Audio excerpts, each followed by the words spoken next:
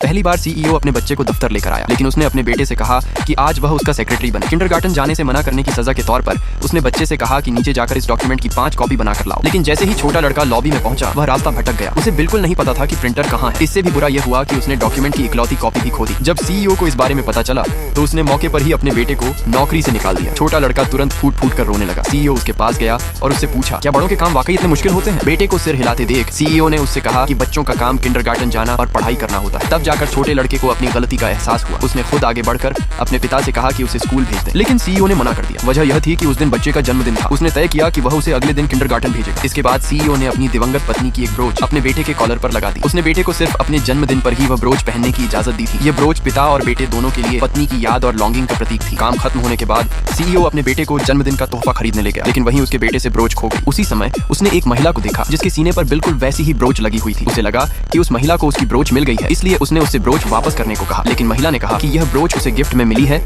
और यह उसकी निजी चीज है। जब महिला ने ब्रोच लौटाने से इनकार कर दिया तो सीईओ ने सुझाव दिया कि वे दोनों मिलकर सुपरमार्केट का सीसीटीवी फुटेज चेक कर लेते हैं, लेकिन महिला ने सीधे मना कर दिया क्योंकि उसे अपनी बेटी का जन्मदिन मनाने जाना था। जब दोनों के बीच बहस हो रही थी तभी छोटे लड़के को ब्रोच अपनी जेब में मिल गई। सीईओ तुरंत हैरान रह गया क्योंकि यह ब्रोच उसकी पत्नी ने खुद हाथ से बनाई। उसे समझ नहीं आ रहा था कि उस महिला के पास बिल्कुल उसी तरह की ब्रोच कैसे हो सकती है। जब वह उस महिला से यह पूछने के लिए उसके पीछे जाने वाला था तब तक वह महिला गायब हो चुकी थी। सीईओ को लगा कि वह शायद उसे दोबारा कभी नहीं देख पाएगा, लेकिन अगले ही दिन उसने उस महिला को फिर से देख लिया। उस समय वह महिला उसकी कार के शीशे में अपना मेकअप कर रही थी। महिला के सीने पर वही ब्रोच देखकर सीईओ ने तुरंत कार की खिड़की नीचे कर दी। जैसे ही महिला ने उसे देखा वह बेहद शर्मिंदा हो गई। वह वहां से जाने लगी लेकिन गलती से गिर पड़ी। सीईओ तुरंत कार से बाहर निकला और उसकी हालत देखने लगा। ब्रोच के बारे में सच्चाई जानने के लिए उसने महिला से खुद माफी मांगी और फिर उससे उसका कॉन्टैक्ट नंबर मांगा। महिला हैरान हो गई। अगले ही पल सीईओ ने कार पर खरोंच लगे हिस्से की ओर इशारा किया। तब महिला को समझ आया कि गिरते वक्त उसे सीईओ की कार पर खरोंच लग गई थी, इसलिए उसे मजबूरन अपना कॉन्टैक्ट नंबर सीईओ की कार पर चिपकाना पड़ा।